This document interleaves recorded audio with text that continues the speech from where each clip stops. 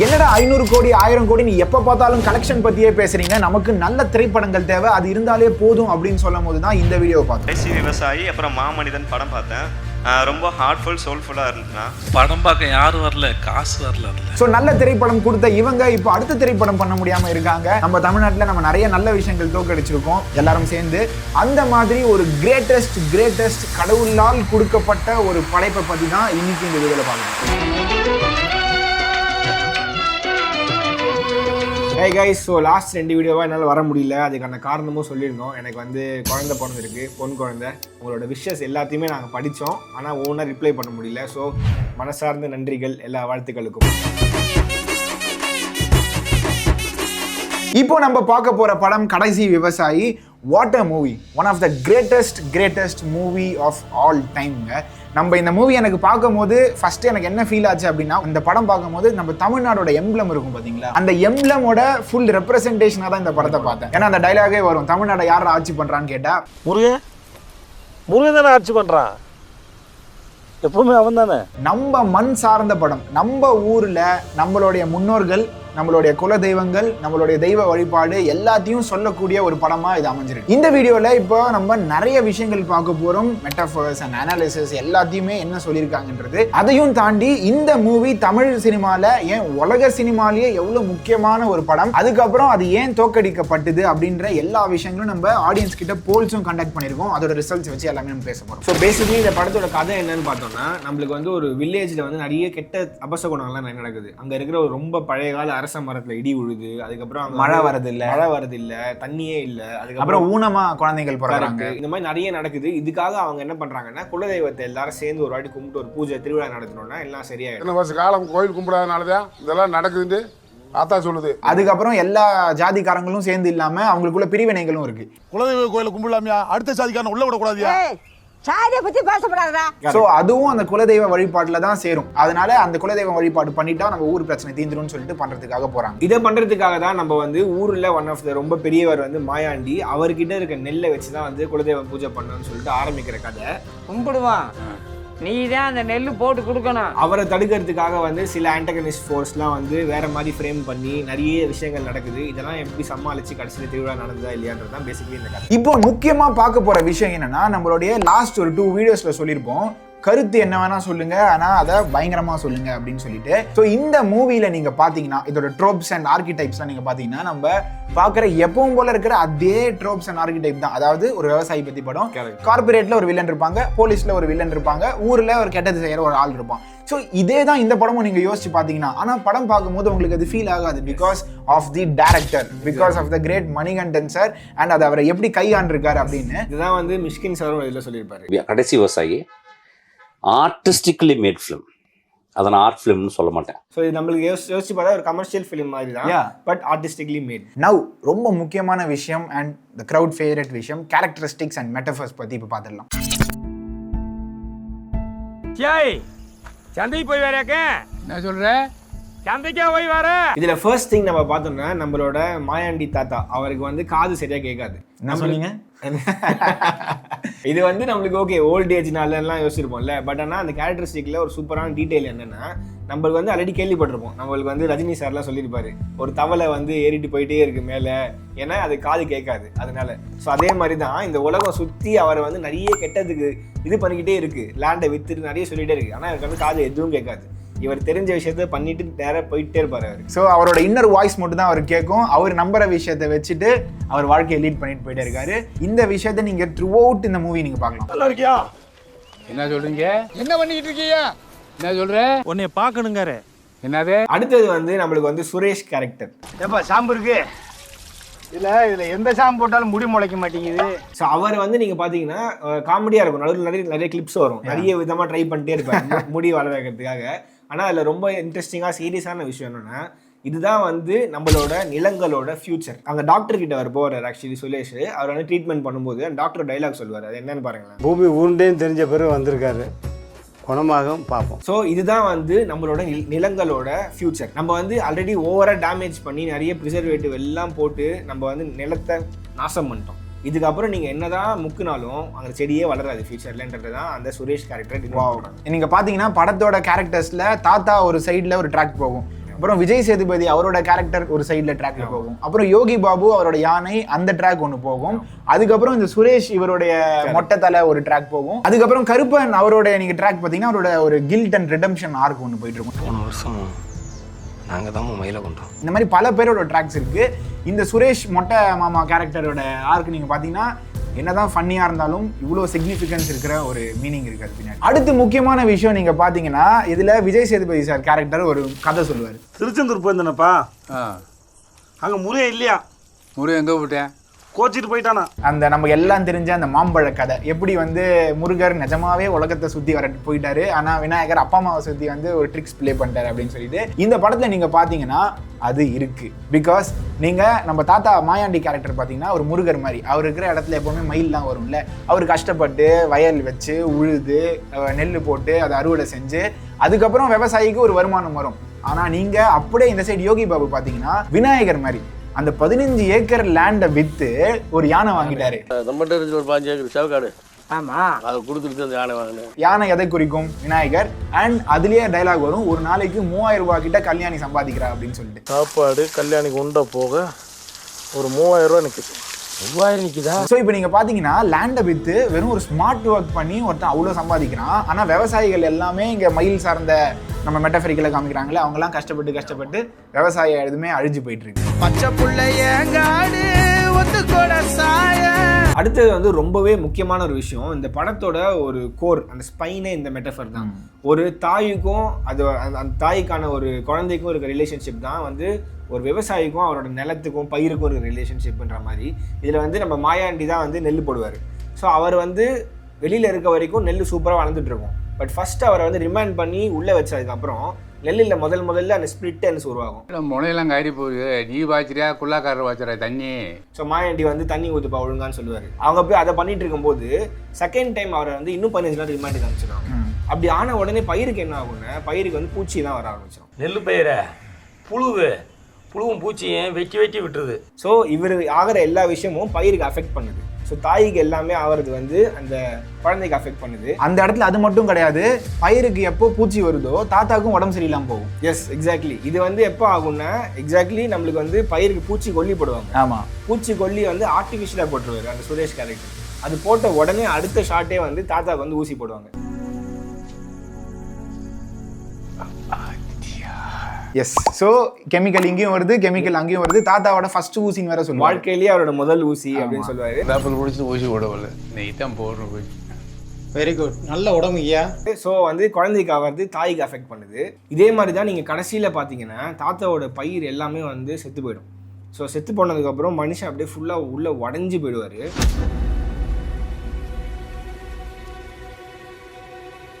ஆனால் இங்கே தான் ரொம்ப முக்கியமான விஷயம் நீங்கள் என்ன நோட் பண்ணோன்னா அதுக்கப்புறம் அவர் கோர்ட்லேயா இருந்தாலும் இதுவாக இருந்தாலும் என்ன பண்ணுறாரு பாருங்களேன். அதுக்குள்ளே எதுக்கு தோட்டத்துக்கு போனீங்க?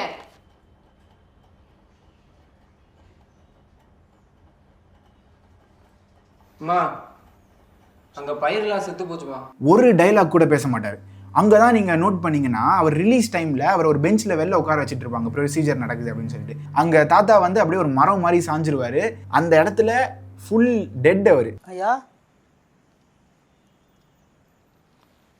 ஐயா, நீங்கள் முக்கியமாக கவனித்து பார்த்தீங்கன்னா அங்கேயே அவர் மாயாண்டி தாத்தா இறந்துட்டார். இதை எப்படி சொல்கிறோம் அப்படின்னா இங்கே தான் அடுத்த மெட்டஃபர் வருது. நம்ம வந்து மயிலையும் காக்கா பற்றியும் பார்க்க போகிறோம். நமக்கு தெரியும் மயில் வந்து முருகனோட கிரேஸ், அருள், அந்த விஷயங்கள்லாம் தெரியும். காக்கா இன்னொரு சைடில் என்ன சொல்லுவாங்க அப்படின்னா யம தர்மராஜாவோட இன்னொரு ஃபார்ம்னு சொல்லுவாங்க.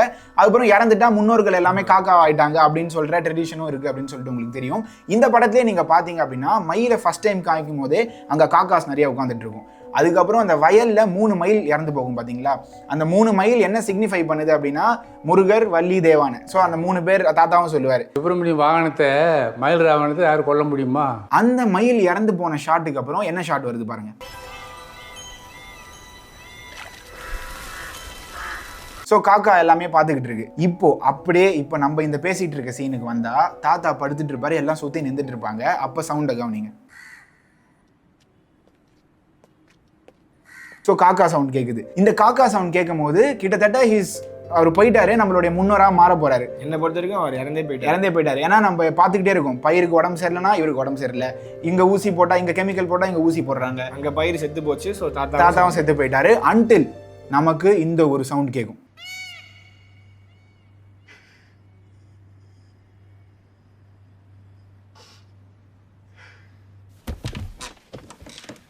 அண்ட் தென் தாத்தா அங்கே முழிச்சிக்கிறாரு. ஸோ இது வந்து முருகனோட ஒரு அருளால் அவருக்கு திருப்பியும் அந்த உயிர் கொடுக்கப்பட்டிருக்கு. அதுக்கப்புறம் இங்கே தான் இன்னொரு அடுத்த விஷயமும் வருது செட்டப் பை ஆஃப் விஷயத்தில்.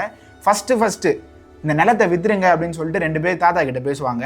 அப்பா அவர் ஒரு விஷயம் சொல்லுவார். இப்போல்லாம் நான் எந்திரிச்சு தண்ணி பாய்ச்சாமல் கிடக்குன்னு போகிறேன், அதெல்லாம் அப்போ நான் எப்படி அப்போ எழுந்திருக்கிறது? அதே தான் இங்கே நிலம் பயிரெல்லாம் செத்து போயிடுச்சு. ஸோ அவர் எழுந்துக்க வேண்டிய அவசியமே இல்லாமல் மனுஷன் உயிரை விட்டாரு. அப்போ தான் இந்த ஜெயிலோட இன்னொரு அங்கே இன்மேட் சொல்லுவார்,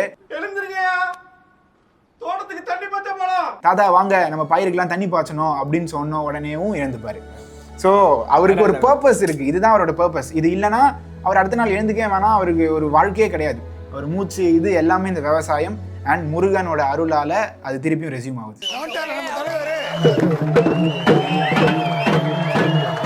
ஸோ இப்போ இந்த திருவிழா நடந்ததுக்கு அப்புறம் அவங்க ஊரில் இருந்த எல்லா பிரச்சனைகளும் சரியாகுது. எப்படி ஒரு பாவம் செயல், அதாவது அந்த அவங்களே படத்தில் சொல்லுவாங்க அந்த மயிலை அடித்து கொண்டுட்டேன் அப்படின்னு, அதனால தான் இந்த விஷயம்லாம் நமக்கு நடக்குது அப்படின்னு சொல்லிட்டு, அதே மாதிரி கடைசியில் மயில் வந்து சந்தோஷமாக தோகையை விரித்து ஆடுது. அண்ட் அப்போ தான் நமக்கு படம் இப்படி முடியுது.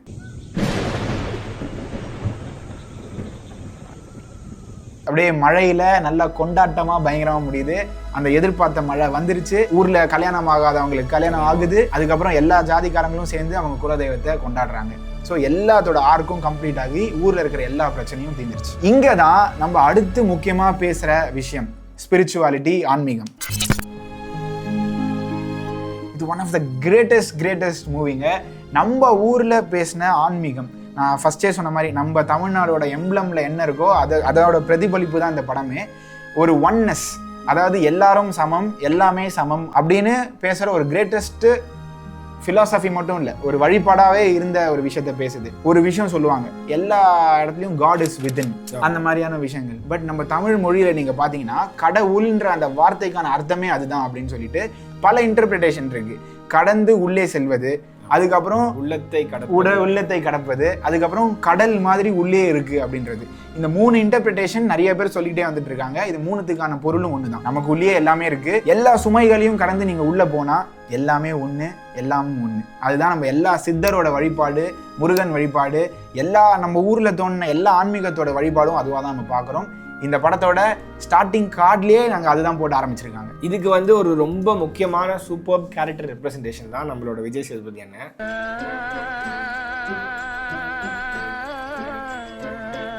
அவரோட கேரக்டர் வந்து ஒரு மிஸ்டிக்கல், ஃபிலாசாபிக்கல், ஸ்பிரிச்சுவல் எல்லாத்துலேயுமே பீக்கான ஒரு கேரக்டர் இந்த படத்தில். இந்த கேரக்டர் பார்த்தீங்கன்னா ஊரில் எல்லாருமே வந்து பைத்தியம் சொல்லிட்டு இருப்பாங்க. ஏன்னா அவர் வந்து அவரோட அக்கா பொண்ணோ யாரோ வந்து இறந்துருப்பாங்க கல்யாணம் பண்ணிக்க போகிறதுக்கு முன்னாடி. ஆனால் அவங்க வந்து கூடயே இருக்காங்க நினச்சிட்டு பேசிட்டு சுற்றிட்டு இருப்பார் ஊர் ஃபுல்லாக. என்ன செய்யுது, நல்ல வயந்தேன் இப்படி இருக்கா. ஸோ இந்த மாதிரி இருக்கிற கேரக்டர் வந்து நீங்கள் நோட்டீஸ் பண்ணீங்கன்னா கிட்டத்தட்ட அவர் ஒரு யோகி மாதிரி தான், கிட்டத்தட்ட ஒரு சித்தர் மாதிரி. அவருக்கு வந்து எல்லா ஞானமும் கிட்டத்தட்ட மனுஷங்களுக்கு தேவைப்படுற ஞானம் எல்லாமே அவருக்கு இருக்குது. இதை வந்து நம்மளுக்கு ஒரு டெலிட்டட் சீன்ஸில் இன்னும் சூப்பராக நம்மளுக்கு புரிய வச்சிருப்பாங்க. அதை பாருங்கள். சாப்பிடு 2 புள்ளியாக பிறக்கும் உனக்கு, இந்த 2 புள்ள, அடுத்த முறை 8 புள்ளியாக இருக்கணும் உனக்கு. ஸோ இதில் பார்த்தீங்கன்னா அவர் பாருங்கள் ஃபஸ்ட்டு கடவுள் வழிபாடு பேரம் பேசுகிறேன், இதை கொடு அதை தரேன், அதை கொடு இது தரேன். அதுக்கப்புறம் குரங்கு கிட்ட போய் நல்ல வேலை நீங்களாம் அப்படியே இருந்துட்டீங்க, இங்கே வந்ததுக்கு அப்புறம் தான் பிரச்சனைன்றாங்க. மனுஷ பல்ல மாதிரி சீப்படுறோம். ஸோ இந்த மாதிரியான சூப்பர்பான ஒரு ஆன்மீக விஷயம் நிறைய பேசியிருப்பார் அவர். ஆனால் அவரால் ஸ்டில் முக்தி அடைய முடியல, இன்னும் அடுத்த லெவலுக்கு போக முடியாது. காரணம் ஒன்றே ஒன்று தான், அவரோட கடந்த கால சுமைகள். ஸோ இது வந்து நீங்கள் 2 விஷயத்தில் பார்க்கலாம். ஃபஸ்ட்டு இம்பார்ட்டண்ட்டான விஷயம், அவர் கையில் நிறைய வாட்ச் இருக்கும் பார்த்தீங்களா, அது நிறைய பேர் வந்து ஒரு டைம்லெஸ், அவர் தான் கடவுள்னு சொல்கிறாங்க. பட் என்ன சிக்னிஃபை பண்ணுறாங்கன்னா, அவர் கடந்த காலத்துலேயே ஸ்டக் ஆகிட்டார். என் அக்கா பொண்ணு உயிரோடு இருக்குது, அந்த அந்த அவங்க இறந்ததை என்னால் ஏற்றுக்க முடியலன்னு சொல்லிட்டு அங்கேயே ஸ்டக் ஆகிட்டார். ஸோ ஒரு டெலியூஷனல் பீயிங்காக அவர் சுற்றிக்கிட்டு இருக்காரு. ஸோ அந்த ஒரு விஷயம்னால அவர் கையில் இருக்கிற எல்லா வாட்சும் உடஞ்சிருக்கு, டைம் அப்படியே நின்றுருக்கு. 2வது விஷயம், அவரோட சுமைகள் கையிலேயே இருக்கு. அந்த கையில அந்த பேக்ல வந்து அவங்களுடைய புடவைகள் இருக்கும். எல்லா சீன்லயும் அவர் தூக்கி போடுறது, அதை வச்சு விளையாடுறதுலாம் நம்ம பார்க்க முடியும். துவைக்கும் போது கூட பேசுவார். ஆமா, நான் உன் மீது காதல் கொண்டு உள்ளதா நீ என்னை பயன்படுத்துகிறாயா வடமல்லி? ஸோ அதனால அந்த 2 சுமைகள் கையில் இருக்கிற வரைக்கும், நான் இவன், நான் அது, நான் அந்த பேர், இது புகழ் அப்படின்னு இருக்கிறவங்களா இருந்தாலும் சரி, இல்லைனா ரிலேஷன்ஷிப்பில் அட்டாச் ஆகி பந்தத்தை விட முடியாமல் இருக்கிறவங்களும் சரி, அந்த 2 வேர்ல்ட்லி பேக்கேஜஸ் அதை எப்போ அந்த சுமையை கீழே இறக்கி வைக்கிறாரோ அப்போ அவர் கடவுள்கிட்ட போய் சேர்றாரு.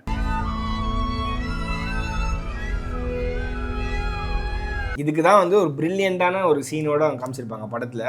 இது வந்து லைக் வேர்ல்ட்ஸ் பிக்கஸ்ட் பெஸ்ட் சீன்னே சொல்லலாம். ஏன்னா படம் பார்க்கும்போது உள்ள என்னடா எல்லாத்தையும் விட்டு நம்ம போயிடலாமான்ற மாதிரி ஆயிடுச்சு. எனக்கு வந்து முதுகுல கூஸ் பம்ப்ஸ் வந்ததுங்க. அந்த மாதிரியான one of the greatest scene ever conceived in cinema. அந்த ரேஞ்சில் கொண்டு போய் உலகத்தரம் இது வந்து இந்த படம் பேசுகிற மெசேஜ் அண்ட் படம் பேசுகிற தீம் வந்து அதுவும் உலகத்தரம், அது யூனிவர்சல், நாட் உலகத்தரம். ஏன்னா பிரபஞ்சத்துக்கே சொல்லக்கூடிய ஒரு கருத்து இது. அந்த மாதிரியான ஒரு விஷயம் ஜஸ்ட் ஒரு வார்த்தைகளில் வராமல் உணர்ச்சியாக கொடுக்கப்பட்ட சீன் தான் அந்த சித்தர் சீன்.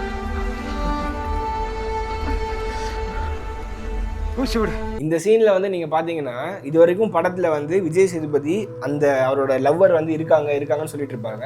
ஊரில் இருக்க எல்லாருமே வந்து அப்படி இல்லடான்னு சொல்லிட்டு இருப்பாங்க. பட் இந்த சித்தர் சீனில் நீங்கள் பார்க்கும்போது அவர் வந்து விபூதியை கொடுத்துட்டு, அதான் கொடுத்துட்டீங்களே அப்படின்னும் போது, இல்லை அங்கே ஒருத்தர் இருக்கா பாரு, அவளுக்கு கொடுன்னும் போது இவர் திரும்பி பார்ப்பாரு, அங்கே ஒருத்தர் இருக்கா பார்த்தா அங்கே யாருமே இருக்க மாட்டாங்க. அவருக்கு வந்து இப்போதான் முதல் தடவை அந்த உண்மை உடையுது. அங்கே யாருமே இல்லைடா, இல்லைன்னா நான் தான் மைண்டில் வச்சு சுற்றிட்டு இருக்கேன் அவளை அப்படின்ற உண்மை அப்படியே உடையுது. அவரோட ஆக்டிங் அந்த இடத்துல பார்க்கணுமே. விஜய் சேதுபதி சார் ஆக்டிங் வேற லெவல். இதை வந்து நம்மளுக்கு இன்னொரு இடத்துல ஃபோர் ஷேடோ பண்ணியிருப்பாங்க. அவர் வந்து மயில் செத்து போச்சுன்னு நம்ம மாயடி தாத்தா வந்து விஜய் சேதுபதி சார் ஃபர்ஸ்ட் சொல்லுவாங்க. ஸோ சொல்லும்போது அவர் என்ன சொல்லுவாருன்னா, பிறந்தா ஒரு நாளைக்கு சாக வேண்டியதானே. ஆமாம். ஸோ இந்த பிறந்தா செத்து தானே போகணுன்ற விஷயம்தான் இந்த விஜய் சேதுபதி கேரக்டருக்கு புரிய வேண்டிய ஒரு விஷயமே. அவரோட பதிலே அதான், அவர் தேடி போற பதிலே அதுதான். ஆனா இறந்த ஒருத்தரை இன்னும் இருக்காங்கன்னு சொல்லி டெலிவிஷனலா வாழ்ந்துட்டு இருக்காரு. இந்த சித்தர் வந்து கரெக்டான டைம்ல அடிச்ச உடனே எல்லா இதுவும் ஓப்பன் அப் ஆயிடுச்சு. அந்த ஷார்ட்லயே ஒரு அருள், ஒரு கிரேஸோட மீனிங்னா என்னன்னு சொல்லிட்டு காமிச்சிருப்பாங்க. ஒரு குருவால மட்டும்தான் அதை கொடுக்க முடியும். அந்த ஷார்ட்லயே நீங்க பாத்தீங்கன்னா அந்த சித்தர் அவரோட கை மட்டும் ஃபோக்கஸ்ல இருக்கும், அவர் அந்த இடத்துல போவாரு.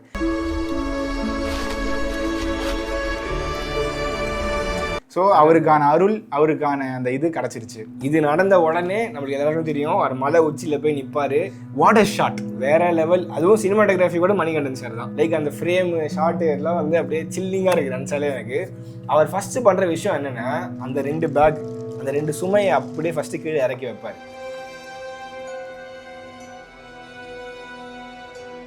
வச்சுட்டு அதுக்கப்புறம் அப்படியே மேலே பார்த்து ரசிச்சுட்டே இருப்பார். மயில் சவுண்டு கேட்கும். ஆஸ் யூஷுவல் நம்மளுக்கு முருகன் அருள் வந்துருச்சு, வா வா வான்னு சொல்லிட்டு கூப்பிடுறாங்க.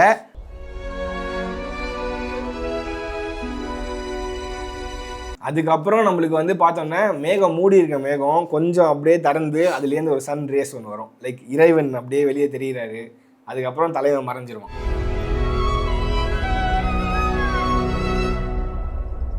மறைஞ்சதுக்கு அப்புறம் அது மூடிடும் வேற.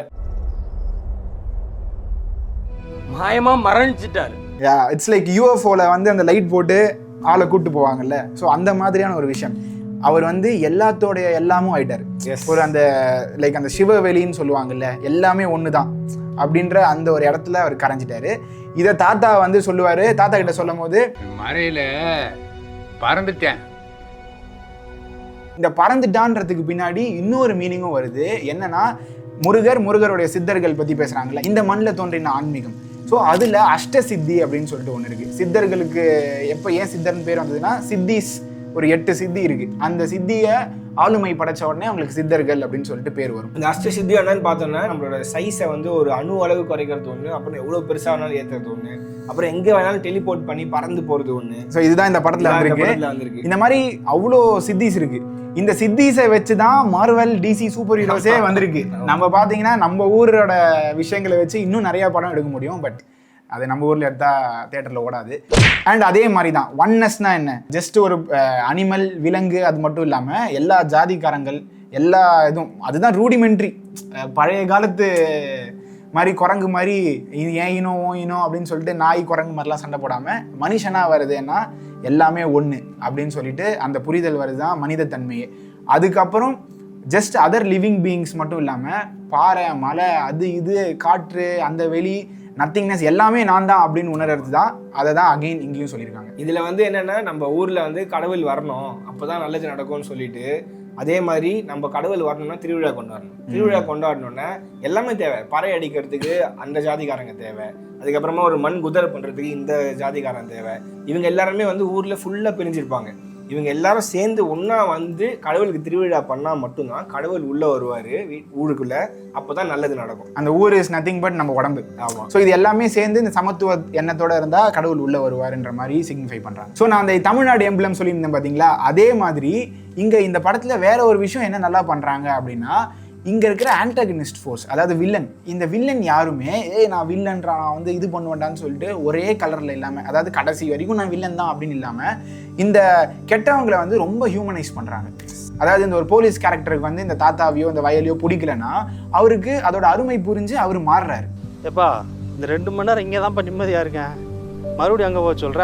கருப்பன் கேரக்டர் அவங்கள பார்த்தீங்கன்னா, நான் இப்போ பண்ண தப்புக்கு இப்போ நான் உணர்றேன்னு சொல்லிட்டு அவங்களும் மாறுறாங்க. ஸோ எல்லா தப்பையும் நீ தப்பு செஞ்சுட்ட, ஸோ நீ வெளில நில்லு அப்படின்னு சொல்லிட்டு இல்லாமல் தப்பு செஞ்ச எல்லா மனுஷங்களுக்கும் ஒரு சேஞ்ச் நடக்கும். அதன் வகையில் நம்ம அந்த கடைசியில் அந்த கெட்ட போலீஸா தாத்தாவை அரெஸ்ட் பண்ணுற போலீஸா இன்ட்ரடியூஸ் ஆனவர் இந்த திருவிழாவில் வந்து சாமி அந்த மாதிரி ஒரு ஆட்டம் போடுவார்.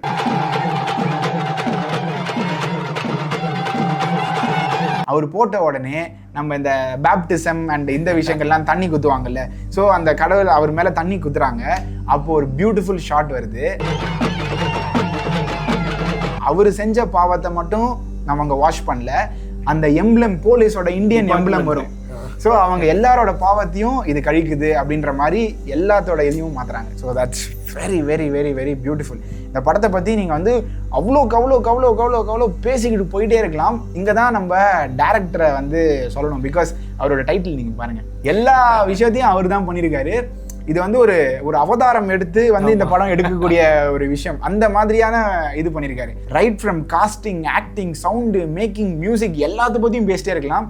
காஸ்டிங் நீங்கள் மெயினாக பாருங்கள், தாத்தாலேருந்து ஆரம்பிக்கட்டும். மெஜாரிட்டி ஆஃப் த பீப்புள் வந்து நான் ஆக்டர்ஸ். அந்த ஊரில் பேசுகிற அந்த மொழி, அந்த டயலெக்ட் எல்லாம் அவ்வளோ ரியலிஸ்டிக்காக இருக்கும். பாம்பு அடிச்சா கையில் அடிச்சா கையில் சுற்றுறது, காலில் அடிச்சா காலில் சுற்றுனா பசாராது. படத்தில் வந்து அப்படியே யதார்த்தம் வந்து மூஞ்சில் டப்புன்னு அடிக்கணும். ஆமாம், எங்கள் வீட்டில் தாத்தா அப்பா அவனெல்லாம் பார்க்கும்போது என் ஊருக்கு போன மாதிரி இருந்தது. சின்ன வயசில் நான் அங்கேயே வாழ்ந்த ஒரு வைப்லாம் தருது.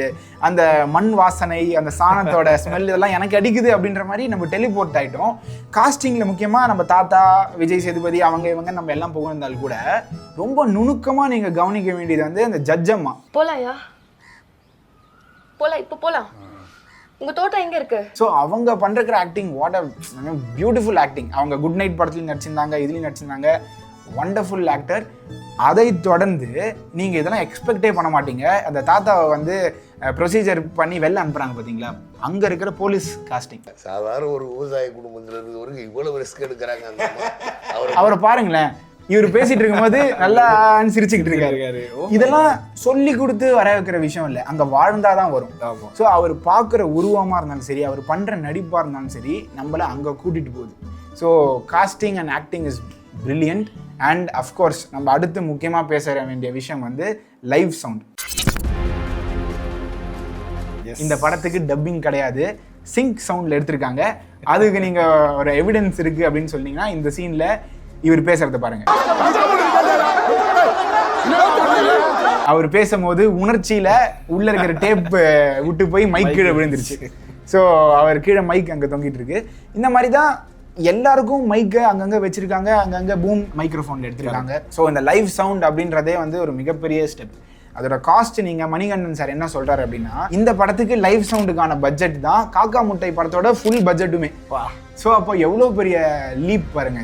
இது எடுக்கணும், இந்த மேக்கிங், இந்த கிராஃப்டில் தான் இந்த யதார்த்தம் வரும், இந்த கதை கரெக்டாக மக்களுக்கு போய் சேரும் அப்படின்னு எடுக்கப்பட்ட ஒரு டெசிஷன். பொதுவாக லைவ் சவுண்ட் படத்தில் நீங்கள் க்ரௌட் சீன்லாம் பார்த்தீங்கன்னா இப்படி தான் எடுப்பாங்க. ஸோ நீங்கள் பார்த்தீங்கன்னா முக்கியமான ஆக்டர்ஸ் மட்டும் தான் பேசுவாங்க, பின்னாடி வந்து பேசுகிற மாதிரி நடிப்பாங்க, சவுண்டே கொடுக்க மாட்டாங்க. தனியாக எடுத்துட்டு அப்புறம் தனியாக எடுத்து சேர்ப்பாங்க. பிகாஸ் அங்கேயே பேசணும், அவங்களது மட்டும் தான் நம்ம கேட்கணும்.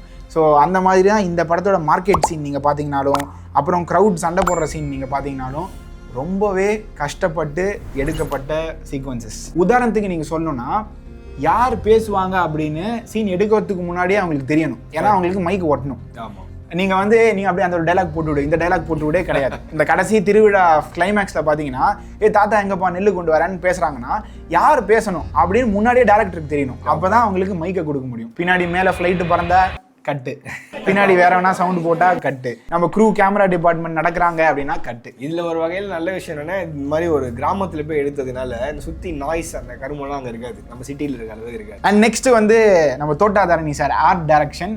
ஆர்ட் அகைன் நீங்கள் பார்த்தீங்கன்னா அவர் சொல்கிற மாதிரி தான், பொன்னியின் செல்வன் அது இதுன்னு சொல்லிட்டு நீங்கள் பெருசாக பேசுறீங்க. பட் இந்த படத்தில் வந்த கோர்ட்டு, போலீஸ் ஸ்டேஷன், அதுக்கப்புறம் எல்லாமே செட்டு.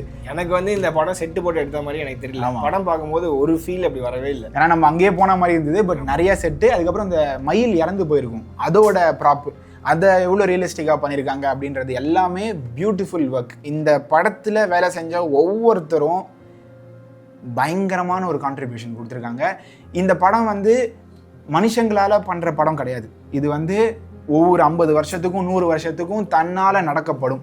ஏன்னா நாங்கள் பேசிகிட்டு இருக்கும்போது நீங்கள் பார்த்தீங்கன்னா இந்த பாட்டி அந்த தாத்தா எங்கே போனாங்க அப்படின்னு சொல்லிட்டு கேட்கும் போது யோசிச்சுட்டு இருப்பாங்க. ஒரு நல்லது செய்கிறாங்கல்ல, அத்தா பெருசுங்க அத்தா உங்களை தான் கேட்குறேன். அவங்களோட ஷோல்டரில் நீங்கள் பார்த்தீங்கன்னா ஒரு பூ அப்படியே விழுது. வேற லெவல். ஸோ இதெல்லாம் அதான் எல்லாருமே நீங்கள் கோட் கேட்டிருப்பீங்க, film will make itself. Yes, ஒரு படம் தானே நடக்கும், நம்ம இங்கே உட்காந்து அப்சர்வ் பண்ணணும். எஸ், அந்த மாதிரி இந்த மாதிரியான வரலாற்று சிறந்த படம் எல்லாமே தானாக நடக்கும். அது நடக்கும் போது நம்ம அதை அப்சர்வ் பண்ணிக்கணும். இப்போ எக்ஸாக்ட்லி அடுத்து நம்ம அந்த விஷயத்தை தான் பேச போகிறோம்.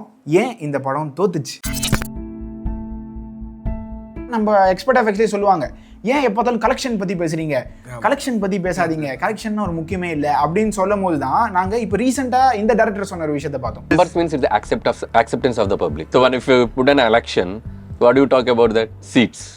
How many seats this party got? How many seats that party got? Majority, numbers, that only decides victor. So இவர் என்ன சொல்றாரு அப்படின்னா, கலெக்ஷன் நம்ம பேசுறது மறைமுகமாக எதை பேசுகிறோம்னா, ஆடியன்ஸ் சப்போர்ட் ஒரு படத்துக்கு இருக்கா இல்லையா அப்படின்னு சொல்லிட்டு பேசுறது தான் கலெக்ஷன் அப்படின்ற ஒரு விஷயமாவே நம்ம பேசுவோம். எக்ஸாக்ட்லி. நம்ம ஒரு ஸ்கூல் எக்ஸாம் எழுதினா கூட நம்மளுக்கு கடைசியாக வர மார்க் தான் நம்ம எவ்வளோ படிச்சிருக்கோன்னே சொல்லலாம். நீ 1000 ஹவர்ஸ் கூட உட்காந்து படி, பட் மார்க் வாங்கலைன்னா நீ படிக்கல, அவ்வளோ. ஸோ இப்போ நீங்கள் இங்கே சொல்லலாம், ஆஹா படிப்பு மண்டையில் ஏறி இருக்கான்னு பார்க்கணும், மார்க்கெல்லாம் எதுக்குங்க முக்கியம் அப்படின்னு சொல்லிட்டு சொல்லுவீங்க. ஆனால் அது உங்கள் பையன் பொண்ணுக்கிட்ட சொல்லுவீங்களா? ஏன் சொல்ல மாட்டீங்க?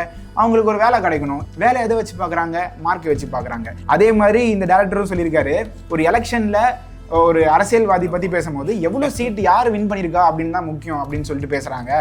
பிகாஸ் அதுதானே முக்கியம் அப்படின்னு. ஸோ இப்போ இங்கேயும் நம்ம சொல்லலாம், என்ன நல்லது பண்ணுறாங்க, என்ன திட்டம் கொடுக்குறாங்கன்னு பார்க்கணும், ஓட்டு பார்க்கக்கூடாது. பட் அந்த ஓட்டு வந்தால் தானே அவங்களால அந்த திட்டத்தை நிறைவேற்ற முடியும். அதே மாதிரி தான் இங்கே விஜய் சேதுபதி சார் சொல்கிறாரு, படம் பார்க்க யாரும் வரல, காசு வரல.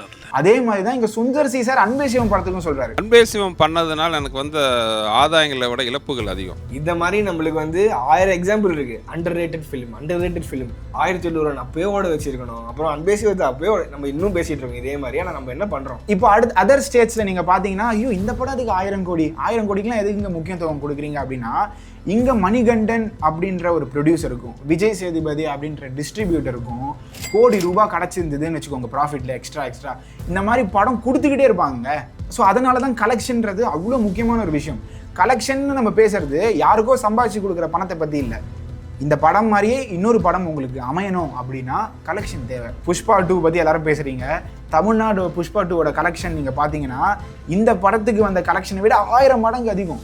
ஸோ இப்படிப்பட்ட சமுதாயத்திலையும் ஆடியன்ஸ்லையும் நம்ம வாழ்ந்துட்டு இருக்கும் போது கலெக்ஷன் பற்றி பேசாத, நல்ல திரைப்படங்கள் வந்தால் போதும் அப்படின்னு நீங்கள் பேசும்போது இந்த படத்தோட ப்ரொடியூசர் டைரக்டருக்குலாம் அதை பார்க்கும்போது எவ்வளோ காண்டாக இருக்கும். ஸோ நல்ல படங்கள் வரணும். ஒன் ஆஃப் த கிரேட்டஸ்ட் மூவியை நம்ம டிஸ்கஸ் பண்ணுறோம்.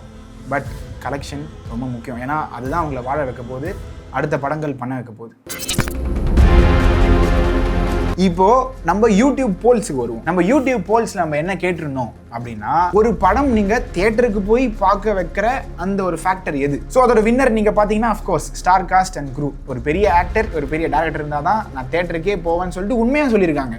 ஆமா, இங்க மணிகண்டன் சாரும் ஆமா அதுதான் உண்மை, அதனால நான் விஜய் சேதுபதியை போடுறேன், அதனால நம்ம விஜய் சேதுபதியை போஸ்டர்ல போடுவோம், யோகி பாபுவை போடுவோம், சந்தோஷ் நாராயணனை போடுவோம், இது எல்லாமே செஞ்சிருக்காரு. அப்பதான் எனக்கு இன்னொரு டவுட் வந்ததுன்னு செகண்ட் போல் போட்டோம். இப்போ கடைசி விவசாயி கொட்டுக்காளி, அன்பே சிவம், 1000 ஒருவன், சூப்பர் டீலக்ஸ், கட்டுறது தமிழ், இது எல்லாத்தையுமே நமக்கு தெரிஞ்ச ஒரு ஃபேமஸ் ஆக்டர் இருக்காங்க. இந்த படங்கள் எல்லாத்துலயுமே ஒரு பெரிய ஸ்டார் காஸ்ட் இருக்காங்க.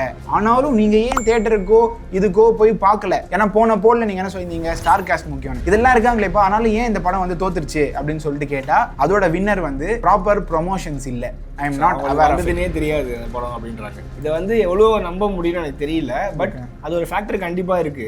இல்ல அவங்க என்ன மீன் பண்றாங்கன்னா, எனக்கு ஹைப் ஏத்தல அப்படின்னு தான் மீன் பண்றாங்களே தவிர நாட் அவேர் ஆஃப் இட் கிடையாது. அவங்களுக்கு அந்த படம் வந்திருக்குன்னு தெரியும். ஒரு விஷயம் வருதுன்னா மைண்டே சூஸ் பண்ணுது, ஏன் நம்ம அது தியேட்டருக்கு போகணும், தியேட்டருக்கு போக கூடாதுன்னு. அது ஒன்றும் தப்பு கிடையாது, இது ஒன்றும் குற்றம் கிடையாது.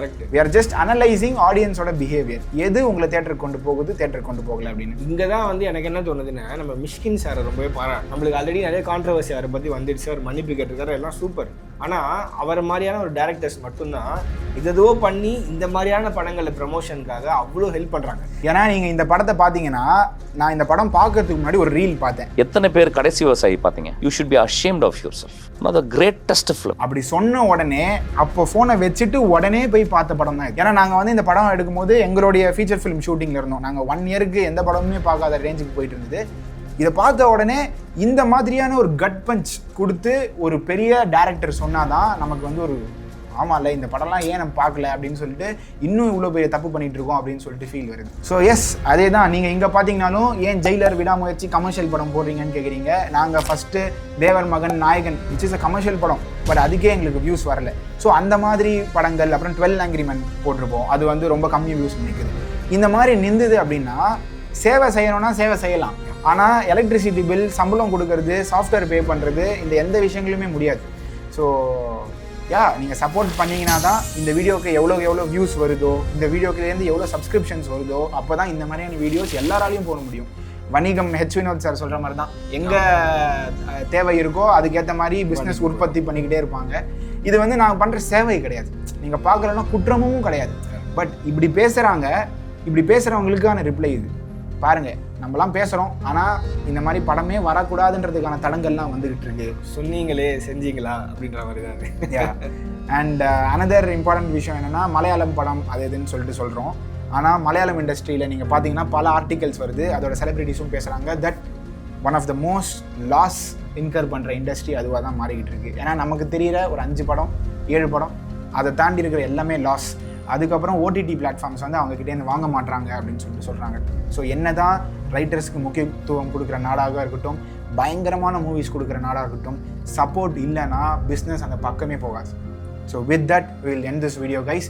இது என்ன தோணுது, என்ன உணர்ச்சி ஏற்பட்டது, கடைசி விவசாயி பார்க்கும்போது நீங்கள் எங்கே இருந்தீங்க, எப்படி பார்த்தீங்க, எப்படி பிடிச்சது எல்லாமே நீங்கள் கமெண்ட்டில் சொல்லுங்கள். மேலும் மேலும் நம்ம ஆடியன்ஸ் பிஹேவியர் எல்லாத்தையும் அனலைஸ் பண்ணி வீடியோஸ் போடலாம். Thank you so much. We'll see you guys in the next video. Love you guys.